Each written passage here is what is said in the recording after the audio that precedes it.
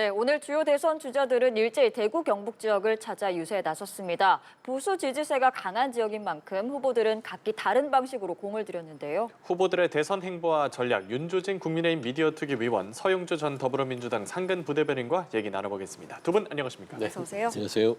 네, 오늘 주요 후보 3명이 모두 대구 경북을 찾아서 유세를 했습니다. 같은 날 같은 지역에서 이렇게 유세를 한 건데 좀 후보별로 생각이 조금은 다를 것 같거든요. 이런 배경은 좀 어떻게 먼저 분석을 하시나요? 이재명 후보 같은 경우는 이번에 두 곳의 승부처가 있습니다. 첫 번째는 TK입니다. 왜냐하면 지난 대선에서 21%, 23% 정도의 득표율밖에 얻지 못했던 곳이기 때문에 아픈 곳이죠. 대구, 경북 지역에서 얼마나 득표율을 올리느냐에 따라서 표 차이를 좀 늘릴 수 있다라는 그런 기대를 민주당에서 할 것으로 보이고요. 예. 그 다음은 이제 서울일 겁니다. 계속 이제 최근 선거에서 민주당이 서울에서 고전을 하고 있는데 그 중에서도 더 중요한 가장 이제 그 고전을 하고 있는 TK 쪽을 가서 확장에 더 초점을 맞추고 있다 이렇게 보시면 될 것 같고요. 김문수 후보 같은 경우는 최근에 이제 뭐 후보 교체라든지 여러 가지 국민과 당원들의 실망이 있는 그런 상황에서 지지층의 이제 마음을 좀 달래는 게 있는 것 같아요. 그러니까 당심을 좀 다잡기 위해서 먼저 우리 국민의힘의 정치적 뿌리이자 기반이라고 할 수 있는 TK를 먼저 찾아서 지지층의 마음을 달래는 것이라고 본다면 이준석 후보는 이것이죠. 이제 지금 현재 민주당을 대상으로 해서 국민의힘과 서로 표를 지금 나눠 갖고 있는 상황이기 때문에 TK의 표를 또 뺏어와야 되거든요. 그래서 국민의힘의 표를 좀 쟁탈하자 이런 관점에서 또 TK의 심장부를 좀 공략한 게 아닌가 그렇게 해석됩니다. 네, 보수 진영의 후보들은 지지층 달래기와 이제 표심 뺏기 부분에 있고 또 이재명 후보는 확장에 초점이 있다라고 분석을 하셨어요. 서영주 대변인. 네, 거의 뭐 비슷하게 볼 수 있죠. 전략적으로 지금 TK는 이제 보수의 본산이고, 그러면 이제 이재명 후보 입장에서는 지난 대선에서 23%의 조금 낮은 수치의 지지를 받았습니다. 예. 그러니까 이번에 이 조기 대선 국면에서 이재명 후보는 압도적 승리를 통해서 향후에 있을 새로운 정부는 뭔가 국정 동력이 그 압도적 지지율이 반드시 필요한 상황이에요. 그렇기 때문에 TK가 받쳐줘야만 압도적 승리를 할 수 있다는 점. 그다음에 이준석 후보 같은 경우는 지금 국민의힘이 지난 5월 10일 날 김문수 후보, 한덕수 후보 간에 한 야심한 밤에 있었던 후보 날치기 사태 부분으로 좀 당내의 보수 지지층의 균열이 있어요. 그 균열을 봉합하기 위한 TK의 발걸음이다. 득표보다는 봉합에 좀 방점을 뒀는데 그렇게 좀 썩 성과를 내지는 않은 상황 같아요, 평가가요. 서문시장의 많은 분들이 그렇게 김문수 후보를 반기지 않았다라는 여러 가지 이제 언론 보도가 있고요. 이준석 후보 같은 경우는 결국엔 그 틈새를 공략해서요. 본인이 이재명과 본인 이 이강 구도로 끌고 가는 그런 차원에서 한번 시도를 해보겠다. TK만 품을 수 있다면 사실상 개혁신당이 소수 정당이지만 국민의힘의 역할을 할 수 있다라는 측면에서는 TK 공략에 많은 공을 들일 것 같습니다. 예, 이재명, 김문수 후보가 나란히 박정희 전 대통령을 언급했는데 우선 두 후보의 이야기 듣고 오겠습니다. 박정희 정책이면 어떻고 김대중 정책이면 어떻습니까? 필요하면 쓰는 거고 불필요하거나 비효율적이면 버리는 거죠. 진정, 이념, 뭐가 중요합니까? 우리 국민들의 삶만큼 이 나라 대한민국의 운명만큼 중요합니까?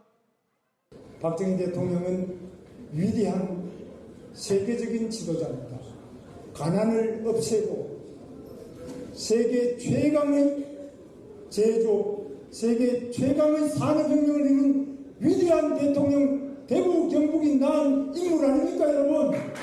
국가가 위기입니다. 위기 때마다 생각나는 것이 바로 대구 경북입니다. 예, 두 후보가 같은 인물을 언급했지만 메시지는 좀 다른 것 같거든요. TK 민심 어떻게 반응할까요? 일단 TK 민심은 지난 국민의힘의 후보 선출로 많은 상처를 입었을 거라고 봅니다. 그리고 최근에 경선 과정에서 김문수, 한동훈 후보 탄핵 반대와 탄핵 찬성 명확하게 갈렸죠.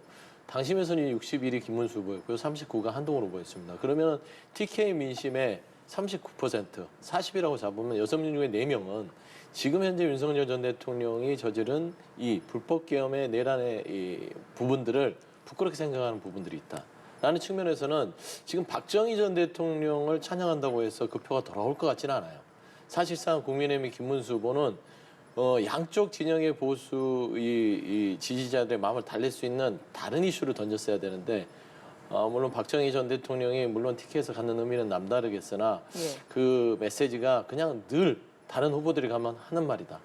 다만 이제 이재명 후보는 박정희 전 대통령을 따지고 보면은 배척하지 않고 진영, 그다음에 이념 이거보다는 모두 품고 실용과 민생으로 가겠다는 메시지를 던졌기 때문에 조금 더 현실적인 어떤 TK를 공략할 메시지가 아니었느냐 저는 좀 그렇게 판단이 됩니다. 예, 같은 소재 다른 전략으로 보이는데 누가 더 민심을 더 받을 거라 보십니까? 이제 이재명 후보 같은 경우는 사실은 조금 딜레마에 있는 것 같아요. 그러니까 최근에 보수, 우양우, 우클릭 뭐 이런 쪽의 모습을 네. 보이면서 뭐 이승만, 박정희 대통령 묘소도 참배하는 그런 광폭 행보를 보였지만 실은 그러한 것들이 또 지지층 내부에서는 좀 믿음과 신뢰가 좀 떨어지는 그런 부작용이 있거든요. 그래서 오늘 같은 경우도 박정희 전 대통령에 대해서 굳이 나쁜 사람이었다. 그리고 지금도 그렇게 생각한다라고 하는 단서를 달았어요. 그러니까 지금 TK 주민들에게 박정희 전 대통령이 갖는 그 상징성, 애정 이러한 것들은 참 남다른 것인데 그 심장부에 가서 또 굳이 나쁘다라는 표현을 할 필요가 있으니까 이거는 결국은 지지층도 눈치를 봐야 되고 확장도 해야 되고 이게 양쪽 길을 다 가려고 하다 보니까 두 마리 토끼를 다 잡으려는 욕심처럼 보일 수 있거든요. 예. 네, 그런 좀 엉거주춤하는 모습이 있고 김문수 후보 같은 경우는 당연히 뭐 보수 정당의 후보로서 박정희 전 대통령을 언급하지 않을 수가 없는 겁니다. 이거는 일종의 하나의 루틴이고 예의이고요. 물론 확장성 부분에서는 박정희 전 대통령을 통해서 과연 TK 민심을 더욱더 얻을 수 있을까는 미지수라 할지라도 그래도 결집을 통해서 보수가 좀 더 단결할 수 있으려면은 결국은 박정희 전 대통령 같은 보수의 정당의 뿌리가 많이 이렇게 회자되고 언급하는 것이 필요했겠다 이렇게 생각이 듭니다. 알겠습니다. 이번에는 개혁신당 이준석 후보에 대해서 좀 이야기를 해보려고 합니다. 보수 진영 단일화에 대한 질문이 계속해서 나오고 있는데 이준석 후보는 연일 선을 긋고 있는 모습입니다. 차라리 김문수 후보가 뭐 전광훈, 황교안 이런 인물들과 빅텐트를 쳐라 이렇게 밝히기도 했는데 좀 어떤 전략이라고 분석하고 계신지요? 당연히 독자적인 완주를 목표로 하고 있고 또 이준석 후보 입장에서는 내심 또 욕심이 있겠죠. 본인이 보수 정당, 보수 진영에서 차기 주자로서 발돋움하기 위해서는 상당히 위협적인 득표율을 보여줘야 되기 때문에 지금 국민의힘과 경쟁을 하는 구도입니다. 그런데 앞으로 이 단일화라고 하는 것은 결국은 지지율 게임입니다. 그러니까 김문수 후보랑 이준석 후보의 지지율을 합쳤을 때 도저히 뭐 이재명 후보에게 상대가 안 된다. 그렇다면 단일화의 의미가 없고 명분도 없겠죠. 그런데 만약 합쳤을 때 정말 반명 빅텐트가 성공할 수 있다라고 판단된다면 이준석 후보 역시 앞으로 본인의 긴 정치 인생을 본다면 단일화를 하지 않을 수 없는 압박감도 있을 겁니다. 그래서 앞으로 이것은 전적으로 우리 국민의힘의 김문수 후보가 얼마나 잘하느냐의 문제에 달린 것이고 김 후보가 잘한다면 이준석 후보도 결국은 마치 중력의 법칙처럼 끌려 들어올 것이다. 저는 그렇게 예상하고 있습니다. 알겠습니다. 이준석 후보 지금은 단일화에 굉장히 명확하게 선을 긋고 있는 모습인데 완주 의지가 확고하다 이렇게 분석을 하셨거든요. 아직까지는 어떻게 전망하시나요? 완주를 할 수밖에 없는 상황이죠. 조기 대선의 구도가 21일 남았습니다. 이게 시간이 길었다면 단일화에 대한 고민을 이준석 후보는 할 수 있는데 21일 동안 구도가 바뀔 것 같지는 않거든요. 조기 대선에 조기 대선이 있게 된 배경에는 국민의힘에 배출한 윤석열 전 대통령의 계엄과 내란으로 인한 거예요. 그러면 국민의힘 후보 자체가 예를 들어서 그 계엄과 내란에 대한 어떤 부분들을 인정하는 사람이냐? 아니잖아요. 옹호하고 있는 사람이에요. 그러면 결국에는 이준석 후보 자체도 탄핵에 찬성했다는 축에 속해 있기 때문에 그게 근본적으로 바뀌지 않는 이상 단일화 빅텐트는 있을 수 없어요. 그리고 40살 후보 첫 도전입니다. 본인에게는 앞으로 갈 길이 창창한데 여기에서 유의미한 두 자리 예. 아니면은 뭐 15% 100% 보전받을 수 있는 그 수치만 얻게 되면 이번 대선전에서 본인 손해볼 게 하나도 없어요. 근데 굳이 국민의힘이 잘하는 것도 없고 심지어 어떤 현재에 있어서의 구도 인물 면에서 본인이 국민의힘보다 불리하다고 생각하지 않기 때문에 저는 뭐 빅텐트 이제는 뭐 이번 대선 기간엔 사라졌다. 그렇기 때문에 이준석 후보는 완주한다. 그래 보는 게 맞아요. 만약에 여론 지형이 조금 바뀌어서 말씀하신 것처럼 김문수 후보와 이준석 후보 지지율을 합쳤을 때 좀 대항할 만하다 이런 상황이 됐을 때도 완주를 할 거라고 보시는 건가요? 저는 그 상황이 와도 이준석 후보는 완주를 할 거라고 봅니다. 왜냐하면 본인은 이번에 이 상황에서 국민의힘 후보가 탄핵을 반대한 후보가 아니었다면 그런 합산이 이재명 후보와 대결했을 때 어떤 본인 스스로가 캐스팅 보트가 됐다면 결정에 고민이 되겠으나 지금은 구도 자체가 할 수가 없어요. 예. 탄핵을 반대한 쪽의 국민의힘의 후보와 이준석 후보는 이번만 정치하고 말 사람이 아니기 때문에 결국에는 본인의 선을 명확하게 하는 결정을 할 수밖에 없다. 그렇게 보는 게 맞을 것 같습니다. 네, 알겠습니다. 이런 가운데 홍준표 전 시장을 지지하는 일부 모임이 오늘 민주당 이재명 후보에 대한 지지를 선언했는데 정작 홍 전 시장 측에서는 실체가 불분명한 외곽 조직이라고 언급을 했더라고요. 그렇습니다. 뭐 홍 전 시장 정도 되는 30년 경력의 정치 인생을 가지신 분에게 그 지지 모임이라고 하는 것이 뭐 얼마나 광범위하겠습니까? 그렇기 때문에 뭐 그 특정 단체가 뭐 이재명 후보를 지지한다고 해서 그것이 마치 홍 전 시장의 의중인 것처럼 저희가 해석할 필요는 전혀 없다고 보고요. 누구나 본인이 정치적 의사표시할 자유가 있습니다. 그런데 홍 전 시장은 그래도 국민의힘에서 정말 광역단체장부터 시작해서 대선 후보도 지냈고 당대표, 원내대표 정말 두루 요직을 거친 그야말로 국민의힘 사람입니다. 그런 분이 이재명 후보를 지지할 것이라는 그런 저는 기대는 전혀 없고요. 지금 현재 합종연행하고 있습니다. 특히 이재명 후보 같은 경우는 상당히 반대편, 상대 진영의 인사들을 두루 영입하면서 행보하고 있는데 이것이 과연 뭐 중도층에게 주는 어떤 그런 영향은 미미할 것으로 보이고요. 네. 늘 선거 때마다 있는 좀 보여주기식 퍼포먼스의 좀 느낌도 있다 말씀 좀 드리고 싶습니다. 예, 요 며칠 이재명 후보가 러브콜을 보내고 난 후에 나타난 상황인데 어떻게 보십니까? 일단은 뭐 이재명 후보의 전략이 통했다고 보는 것이고요. 홍준표 전 대구시장 뭐 사실상 물론 뭐 독설가로 우리가 기억할 수도 있겠으나 굉장히 유쾌하고 해악이 있는 분으로 또 기억을 하는 사람도 많이 있어요. 그래서 노련하고 뭔가 정당한 어떤 오랜 배울 게 많은 정치인으로서 추켜 세우다 보니 아마 홍준표 전 대구시장을 지지하는 모임에서 조금 이재명 후보라면은 뭔가 홍준표 전 대구시장이 얘기했던 통합의 정치 같은 것들을 같이 궤를 같이해서 할 수 있겠다. 또 거기에 반발이 됐던 것들은 김문수 후보와 한덕수 후보 간에 그 정당 민주주의가 무너지는 모습을 봤잖아요. 저는 그런 측면에서 실망한 홍준표 전 대구시장의 지지층이 이재명 후보에게 뭔가 손을 내민 게 아닌가. 사실상 이게 뭐 별거 아니라고 지금 해석을 하는데 이병태 교수가 홍준표 전 대구시장의 정책 직사라는 거는 다 알고 있거든요. 그분도 지금 선대위 합류는 하지 않았으나 본인이 개인적으로 선대위 직위 연연하지 않고 이재명 후보를 돕겠다라고 선언했기 때문에 저는 홍준표 지지 모임 회원들 저거는 실체가 분명히 있다라고 보는 게 맞을 것 같습니다. 알겠습니다. 이런 가운데 국민의힘 내에서는 윤석열 전 대통령과의 관계를 좀 정리해야 한다라는 목소리가 나오고 있습니다. 한동훈 전 대표는 윤 전 대통령 부부와 당이 절연해야 한다 이렇게 언급을 하기도 했는데 이에 대해서 김문수 후보가 오늘 직접 입장을 밝혔습니다. 먼저 듣고 오시겠습니다. 대통령께서 탈당을 하느냐 안 하느냐 하는 것은 본인의 뜻입니다. 우리 당이 대통령 보고 탈당해라 또는 뭐 하시려고 하는 거 하지 마라 이렇게 하는 것은 옳지 않다고 생각하고 네, 윤석열 전 대통령이 탈당을 할지 말지의 문제는 본인이 결정할 것이다라고 이야기를 했는데 앞서 김문수 후보가 비상계엄과 관련해서는 죄송스럽다라고 사과를 하기도 했거든요. 하지만 또 탈당 여부에 대해서는 이제 본인이 결정할 문제라고 이야기를 해서 이 부분에 대한 입장 정리, 보수 지지층 안에서도 조금 의견이 엇갈리는 것 같은데 어떻게 해야 한다고 보시나요? 그러니까 지금 국민의힘 내부적으로도 비상계엄을 잘했다고 생각하는 사람은 거의 없다고 봅니다.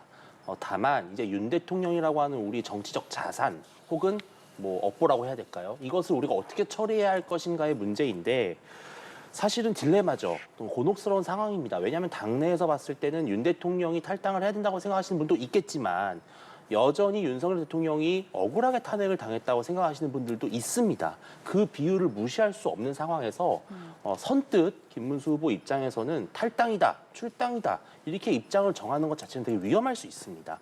좀 시간이 무르익고 여론이 무르익어야 될 것 같아요. 그러니까 지금 윤석열 대통령이 탈당해야 되냐 말아야 되냐 계속 얘기가 나올 겁니다, 언론에서. 예. 그러면은 당원들께서도 윤 대통령이 탈당을 하지 말았으면 좋겠다고 생각하셨던 분들도 김문수 후보의 선거를 위해서라면 국민의힘의 승리 가능성을 단 1%더 높이기 위해서라면 윤 대통령과는 일단은 선을 그을 수밖에 없다라고 하는 현실론에 좀 더 무게가 실리면 그러면 이번 주 말 정도 해서는 후반부에서는 아마 윤 대통령의 거취 문제가 좀 더 공론화되고 결단력이 있는 선택을 할 수 있지 않을까? 좀 시간이 필요하다 이렇게 말씀을 좀 드리고 싶습니다. 알겠습니다. 명확한 입장 정리를 위해서는 조금 더 시간이 필요하다라고 언급을 하셨는데 네. 서영주 대변인께서는 좀 어떻게 보시나요? 이미 때는 좀 늦었다고 봐요. 그리고 아무리 사과를 한다 하더라도 행동이 따르지 않으면 진정성이 믿겨지지 않죠. 뭐 비상계엄을 잘못했고 국민한테 송구하면 그러면 출당과 제명을 해야 되지. 왜 본인들은 아무 행동도 안 하고 탈당하기만을 기다리죠? 그러면 윤석열 전 대통령이 탈당을 하면 이 문제가 해결되냐? 그렇지 않습니다. 국민의 지도부가 의지를 가지고 출당을 시켜야만 비상계엄, 그다음에 이 내란 행위에 대해서 사죄하는 최소한의 조건이 된다. 저는 한동훈 전 대표가 얘기한 게 국민의힘이 이번 조기 대선을 치를 수 있는 최소 조건이라 봐요. 첫 번째는 12월 3일 날 내란 행위로 파면당한 윤석열 대통령의 친위 구태타. 여기 절연해야죠. 5월 10일 날 후보로 바꾸려고 야밤에 날치기 행동을 했던 정당 구태타를 했던 친윤 지도부 그대로 또 남아있잖아요. 이 두 축을 절연하지 못하면 민주주의를 지키겠다고 하면서 이번 대선을 국민의힘에 뛰어들 자격 없다. 그러니까 이준석 후보가 그걸 반성한다면 후보 내지 말고 김문수 후보 사퇴해야 되는 거 아니냐라고 지적을 받는 것이다라는 측면에서는 이 두 가지 조건이 충족되지 않으면 국민의힘은 이번 조기 대선에서는 선거운동을 해도 아무런 어떤 국민에게 어떤 영향력을 끼칠 수 없는 상황이 될 것이라고 보고 있습니다. 예, 새 후보의 선거 전략까지 살펴보겠습니다. 이재명 후보는 지역별 광장을, 김문수 후보는 시장을 찾았고 이준석 후보는 유튜브 출연에 적극적인데 선거 전략에 대해서 간단하게 좀 의견 부탁드리겠습니다. 그러니까 이재명 후보 같은 경우는 좀 젊은 층과의 소통 접점을 좀 늘리면서 본인의 그 윤석열 대통령 파면을 촉구했던 광장에서의 집회 느낌 이런 것들 좀 연출한다면 김문수 후보는 보다 방점을 경제와 민생에 좀 두면서 물가 문제라든지 이러한 것들을 하면서요. 또 시장에 계신 여러 소상공인들과 소통하고 이런 부분들에 좀 초점을 맞추는 것 같습니다. 예. 또 조직이 다소 부족한 이준석 후보 같은 경우는 당연히 고공전을 차원에서 미디어를 적극적으로 활용하고 젊은 감각을 최대한 활용하는 그런 전략으로 읽힙니다. 예, 역시 어떤 의견이 있으실까요? 예, 뭐 이거를 좀 제품으로 설명을 하자면 이재명 후보 같은 경우는 이제 신형 뭐 갤럭시 폰 정도 되는 것 같고요. 예. 이준석 후보는 좀 소형 아이패드 정도 선거전을 치르는 것 같아요. 다만 김문수 후보를 보면 시장을 쫓아다니면서 가난 얘기를 하고요. 예. 그다음에 전쟁 얘기를 해요. 6.25 때 자갈치시장 갔는데 뭐 6.25 때 전쟁통에 여기가 살렸다 옛날 얘기를 한단 말이에요.